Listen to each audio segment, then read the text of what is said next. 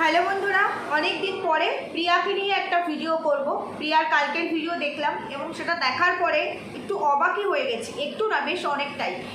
যদিও জানি ও হুটপাট এরকম এক একটা কথা বলে, এক একটাকে নিয়ে কন্টেন্ট করে, এই জন্যই ওর মানে নাম হয়েছে হটকারী ম্যাডাম।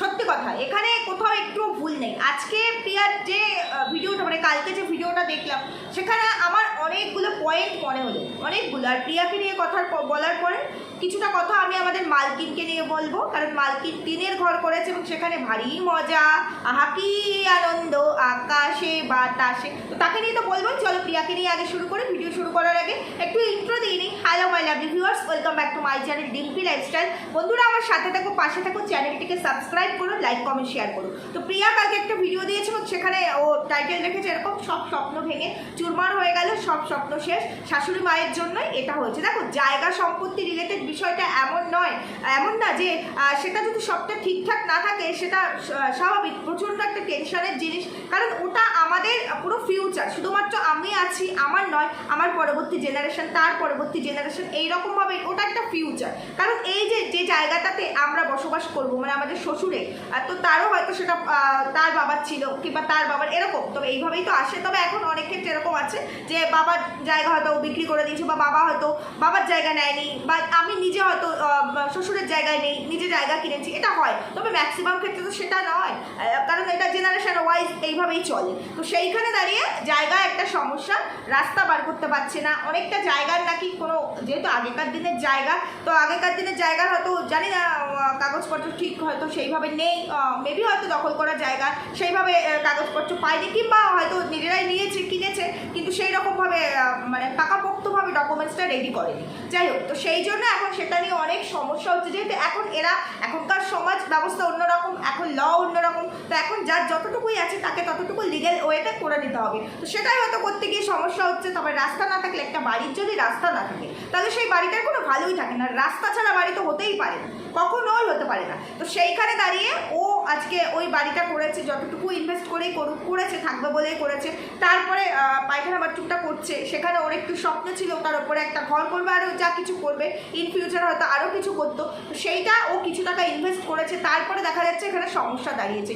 এই সমস্যাগুলো সাংঘাতিক সমস্যা, যারা ফেস করে একমাত্র তারাই বোঝে। কারণ আমি বুঝি, আমি এতদিন বুঝতাম না, এখন আমি বুঝতে পারছি। যাই হোক, সেই চ্যাপ্টার বাদ দাও। তো সেইখানে দাঁড়িয়ে খুব বড় একটা সমস্যা এগুলো। আর রাস্তা না থাকলে বাড়ির কাজ কী করে হবে? এমনিতেই গাড়ি রাখার জায়গা নেই, কারণ ওর বাড়িটা ভেতরের দিকে, রাস্তার সাইডে ওর জায়ের বাড়িটা পড়েছে। তো এবার যখন আমার কথা, শ্বশুর থাকাকালীনই, যখন নিশ্চয়ই এরা জানে যে এই জায়গা নিয়ে কিছুটা সমস্যা আছে, শ্বশুর থাকাকালীনই এই জায়গার একটা সুরাহা করা উচিত ছিল, কোনো কারণে করেনি। যাই হোক, এইগুলো হচ্ছে ভুল বাবা মায়েদের। এই জন্য মানে তাদের থাকাকালীন এইসব করে রাখা উচিত। তবে অনেক সময় হয়ে ওঠে না, হয়তো হঠাৎ করে কিছু ঘটে যায়, কিংবা বাবা মায়েরা এতটা ডিপলি ভাবে না, তারপরে গিয়ে ছেলে মেয়েদেরকে ফেস করতে হয় এই জিনিসগুলো। সবই ঠিক আছে, সমস্ত কিছুই ঠিক আছে, কিন্তু এই যে কথাটা প্রিয়া বললো যে হয়তো এগুলো ছেড়ে চলে যেতে হবে, আমি যেখানে পারবো একটুখানি জায়গা কিনে একটা টিনের ঘর করে থাকি, তাও শান্তি। এটা হচ্ছে গিয়ে রাগের কথা, অভিমানের কথা। আজকে ওটা তোমার শ্বশুরের জায়গা, এটা তো কোথাও ভুল নেই। হয়তো জায়গার লিগেল ডকুমেন্টসগুলো নেই, আচ্ছা যেই জায়গা লিগেল ডকুমেন্টস নেই, মানে যেই জায়গা অন্যেরা নিয়ে নিচ্ছে বা কিছু, তার কিছু দেখাতে পারছো না, সেই জায়গা অন্যেরা নেবে কী করে? তাদের কি সেই জায়গার লিগেল ডকুমেন্টস আছে? যদি থাকে তাহলে বুঝতে হবে ওই জায়গাটা তাদেরই, তোমরা হয়তো জানতে না, বা ওই জায়গাটা ওইভাবেই মানে চলে আসছিল, ভোগ করা করিয়ে দিয়ে চলে আসছিল। আর যদি তাদের কাছেও লিগেল ডকুমেন্টস না থাকে তাহলে তারাও সেই জায়গার মালিক হতে পারেই না। তাহলে পরে একটা কথা বলছি, আজকে যেখানে তোমাদের শ্বশুরের অংশে তোমরা দুই ভাই বাড়ি করে আছো, বাড়িঘর করছো, সব কিছু করছো, তাহলে পরে সেখানে আজকে সমস্যা এসছে। সমস্যা থাকলে সমাধানও আছে, অনেক বড় বড় সমস্যা। আর দেখবে একটা জিনিস, এমন অনেক মানুষ আছে, এই আমি যেখানে থাকি, আমাদের এখানে, আমার এখান থেকে ধরো ওই আধ ঘন্টার মতো দূরত্ব হবে, 25 থেকে 1 ঘন্টা। সেখানে এই রিসেন্ট কথা বলছি আমি, দিন 10 আগের কথা, একজন মানুষ, সে থাকে হচ্ছে গিয়ে গুমাতে, তার বাড়ি গুমায়। তো তিনি প্রচুর জায়গা, কয়েক বিঘা জায়গা কিনে তিনি রেখেছেন, তার জায়গার লিগেল সমস্ত ডকুমেন্টস আছে। কিন্তু তিনি যেহেতু গুমায় বাড়ি, উনি হয়তো বহু বছর আগে কিনে রেখে দিয়েছিলেন, তো উনি ওখানেই থাকেন, ওই জায়গাটাও ফাঁকা পড়েছিল। তো সেই জায়গায় বেশ কিছু মানুষজন দখল করে বসে আছে, 30 বছর হয়ে গেছে।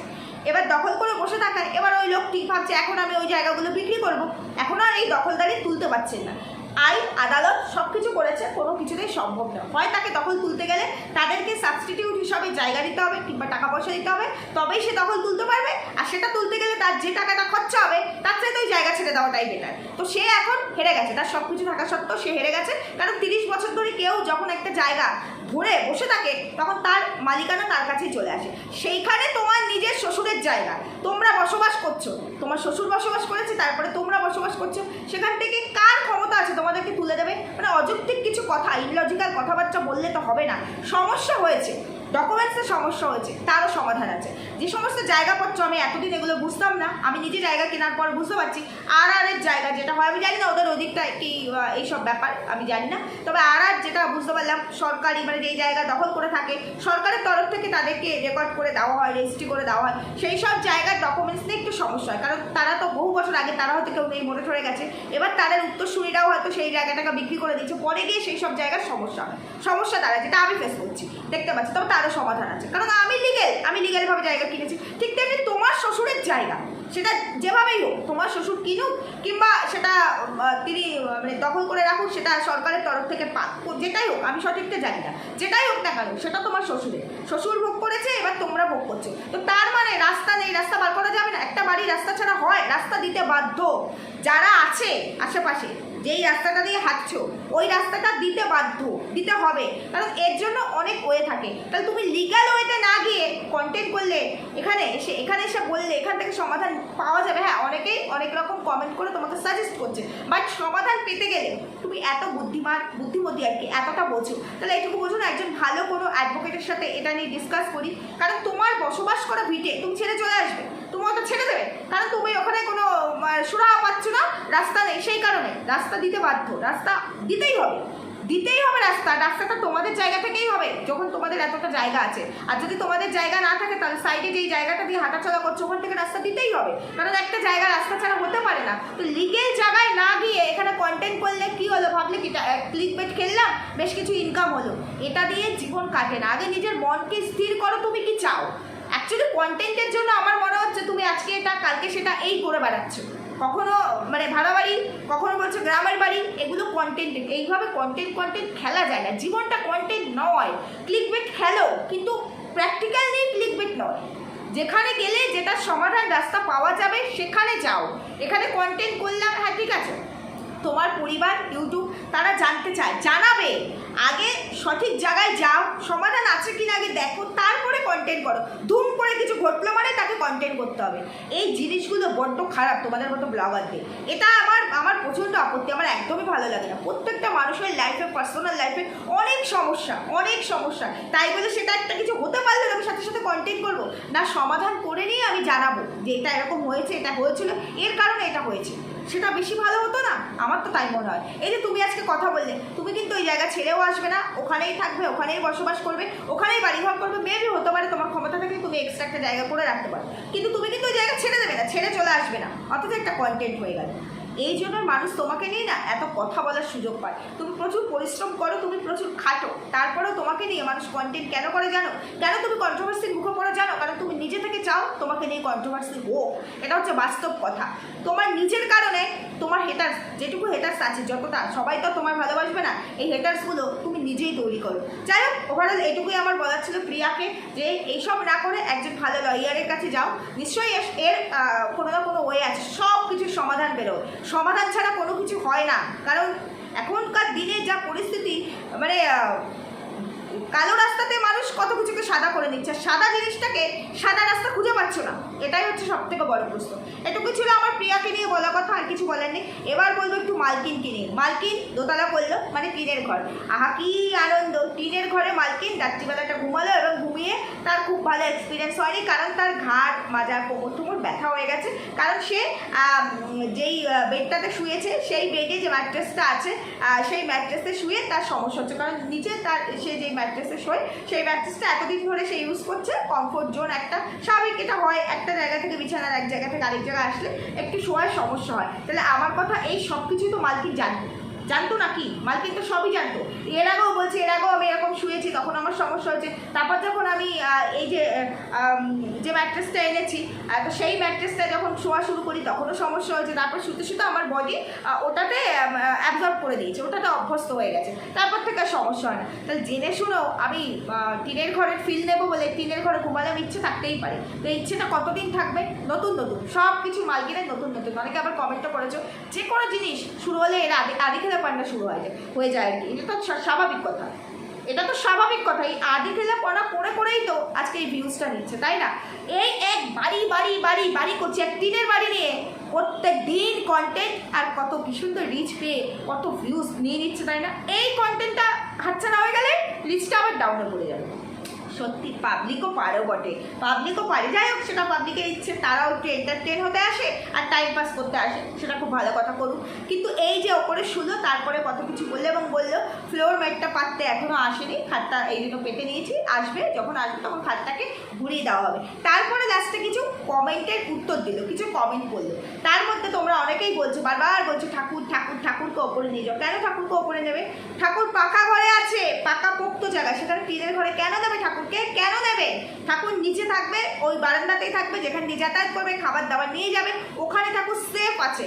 তোমরা সব কিছুতে তো ইন্টারফেয়ার কেন করো? ও সব কিছুকে, মানে মালকিন সব কিছুকে তোমাদেরকে বোকা বানিয়ে ভিউজ কামাতে পারবে, সমস্ত কিছু নিয়ে তোমরা ইন্টারফেয়ার করতে পারবে। এটা কিন্তু উচিত নয়, যে কিনা আগে নিজে খায় তারপরে ঠাকুরকে খেতে দেয়, মানে আগে খেয়ে পেট পুজো করে তারপর 4টের সময় চান করে ঠাকুর পুজো দেয়।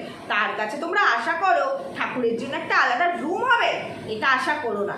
ওই যে কালকে না পরশু দিনের ভিডিও তো বললো না যে প্লাই দিয়ে ঘরটাকে সুন্দর করবে, ইন্টেরিয়ার করবে, এসি আনবে, এই সব কিছুর জন্য পয়সা আছে মালকিনের। কোনোদিনও শুনেছো ঠাকুরের জন্য একটা আলাদা রুম করবো ছোট্ট করে ওপরে, সেই রুমে ঠাকুরকে পুজো দেবো, ঠাকুর আলাদা থাকবে? শুনেছো আজ পর্যন্ত? এগুলো শুনবে না। এই সমস্ত কথা কেন বলো তোমরা? বেকার কথা রোজ বলো, আর কি সুন্দর তোমাদেরকে কমেন্টের উত্তর দিল, এটার জন্য এটা, ওটার জন্য ওটা। দেখো একটা কথা বলছি, মালকিন তো মজা করছে, খুব মজা টিনের ঘরে মালকিনের। এরপরে মালকিন কিন্তু দালালকে দিয়ে এই কমেন্টের উত্তরগুলো ঘুরিয়ে ফিরিয়ে দেবে, আর তোমাদের সবার সাজা হয়ে যাবে, সাথে আমাদেরও। বুঝতে পেরেছো? সেই জন্য বলছি এত মজা নিও না। মালকিন সবসময় হাওয়ায় ওঠে, মালকিনের সব কিছুতে বিলাসিতা, মানে এক্সট্রিম লেভেলের বিলাসিতা। সেই বিলাসিতা তো দেখতেই পাচ্ছ, আর রোজ খালি একই কথা, এক ডায়লগ রোজ মালকিনের মাথা যন্ত্রণা। এত কিছু করতে পারে, এত কিছুর পেছনে টাকা পয়সা ইনভেস্ট করে, মানে ওয়েস্ট করে যেটাকে বলে, এত কিছু করতে পারে, যেটা দরকার নেই সেটাও পর্যন্ত করবে, মানে দেখানোর জন্য, দর্শনদারির জন্য। অথচ এই যে মাথা ব্যথা কবে থেকে শুনছে, মাইগ্রেন থাকলে সেটা যায় না, কমে না, কিন্তু তার কিছু না কিছু ওখান থেকে মানে রিলিফ পাওয়ার তো জায়গা নিশ্চয়ই থাকে। এখনো পর্যন্ত দেখলাম না কোনো ডাক্তার দেখাতে যেতে। মানে আমার যে মাইগ্রেন সমস্যা বা চোখে পাওয়ারটা বেড়েছে কিনা, এত মাথা যন্ত্রণা হচ্ছে কিনা, রোজ মানে ডাট খাচ্ছে, 2-3টে করেও খেয়ে নিচ্ছে ডাট খাচ্ছে, ভালো মন্দ রান্না করে খাচ্ছে, ডাক্তারের কাছে যাওয়ার বাবার সময় নেই। আবার লেখছে কি জানি মাথাটা কী হয়েছে, কি জানি আবার কী হবে, কারণ এগুলো কন্টেন্ট হবে, এখন তো এই কন্টেন্টটা চলছে। এরপরে যখন একটু বেশি অসুস্থ হয়ে পড়বে তখন সেটা দিয়ে তো অনেক তুলতে হবে, যতটা যাবে ডাক্তারের পেছনে তার 3 গুণ তুলে আনতে হবে। এগুলোই হচ্ছে এদের ক্যারেক্টার। তো এদেরকে বলে কী লাভ পাবে? এত যে বলছো, এদেরকে বলে কী লাভ? এরা কোনোদিনও শুধরাবে না। ও নিজের যেটা মনে করবে সেটাই করবে, আর সেটাই সবাইকে মানতে হবে।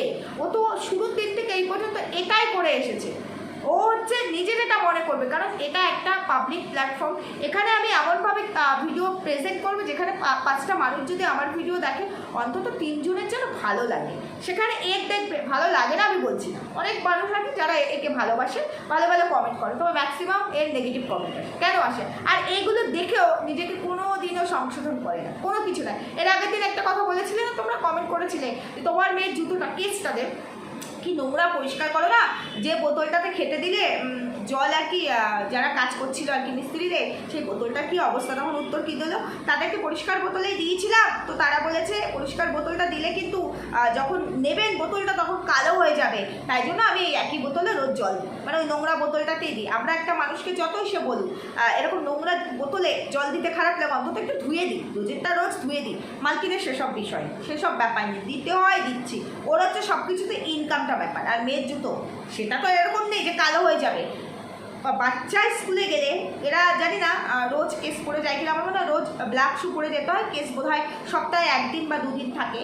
তো আমার মেয়ে যেটা পরে যায় সপ্তাহে 2 দিন থাকে। তো সপ্তাহে 2 দিন পরে সপ্তাহে 1 দিন করে কেস ধুয়ে দিতে হয়, ধুতেই হয়, তা না হলে 2 দিন পরতে পারে না। কারণ পরপর 2 দিন থাকে, তো আজকে ধুয়ে দিলে পরের দিন আর কেসটা পরতে পারে না। আর কেস তো ডবল থাকে না, আর এই বাচ্চাদের জুতো ডবল করে রাখা যায় না। ব্ল্যাক শুটা রাখা হয় যেহেতু ওটা রেগুলার বেসিসে প্রয়োজন, কিন্তু দুটো করে 6 মাস পর পর এদের পা বড় হয়, তো ওটা ফেলে দিতে হয়, আবার 6 মাস পর পর কিনতে হয়, কিছু করার নেই, কিনতেই হয়। কিন্তু সেটাকে পরিষ্কার পরিচ্ছন্ন করে রাখতে হয়। ব্ল্যাক শুটাও প্রত্যেকদিন স্কুল থেকে আসার পর মুছে রাখতে হয়, রাত্রিবেলা একটু পলিশ করে, কারণ নিট অ্যান্ড ক্লিনভাবে পাঠাতে হয়, সব কিছু আয়রন করা সবটা দিতে হয়, তা নাহলে স্কুলে পানিশমেন্টের ব্যাপার আছে, করতে হয়। তা এটা হচ্ছে নিজস্ব মানে নিজের একটা বিবেকের ব্যাপার যে পরিষ্কার রাখবো, নিট ক্লিন রাখবো। এটা হচ্ছে সবাই কি কেন করে, যে আমার ভালো লাগে, একটা শান্তির জায়গা। সেইখানে মালকিন ডেইলি ব্লগার ভিডিওতে দেখায় বাড়িঘর পরিষ্কার করছে, আমার মনে হয় ভিডিও করবে বলেই ওইটুকু পরিষ্কার করে, তা না হলে আদারওয়াইজ ও কিন্তু পরিষ্কার নয়, ও কিন্তু সত্যি নোংরা, এটা কিন্তু সত্যি কথাই। কারণ এর আগে মনে আছে তো পোকা বেগুন রান্না হয়ে গেছিলো, তার আবার সাফাই দিতে এসেছিলো, ওটা তোমাদের দেখানো হয়নি, মা কেটে পোকাটা বাদ দিয়েছে। তেল, মাছের তেল পরিষ্কার করে না, নাড়ি বুড়ি সব খেয়ে ফেলতে পারে, অতিরিক্ত নোংরা, অতিরিক্ত টু মাছ লেভেলের নোংরা। সেইখানে তোমরা যদি কমেন্ট করো ভগবান কোনো একটা ভালো জায়গায় তার বাড়িতে ঠাঁই পাবে, এটা ভাবো কী করে? ভগবানকে যে বাড়িতে রেখেছে সে যে মানে কোনো রকম জলে ফুলে পুজো পাচ্ছে, মানে আগে নিজে খাই তারপর ঠাকুর খাই, সেটা হলেও এটাই তো তার পরম সৌভাগ্য, তাই না? তা না হলে ওর মতো মেয়ে যদি ওর কাছে অপশান থাকতো, ঠাকুর রাখতো, বুঝতে পেরেছো? যে কিনা এত কিছু করতে পারে, কোনোদিনও ঠাকুরের জন্য একটু ভালো মিষ্টি ভালো ফল আজ পর্যন্ত দেখলাম না। আনতে কদিন দেয়, রেয়ার, বছরেও দেয়। অথচ নিজেদের পেট পুজোর জন্য একদিন চর্বচস্য করে খাওয়া দাওয়া। ভুল বললাম কিনা জানিও। সুস্থ থেকো, ভালো থেকো, দেখা হবে পরবর্তী ভিডিওতে। আজকে এখানেই রাখছি, টাটা।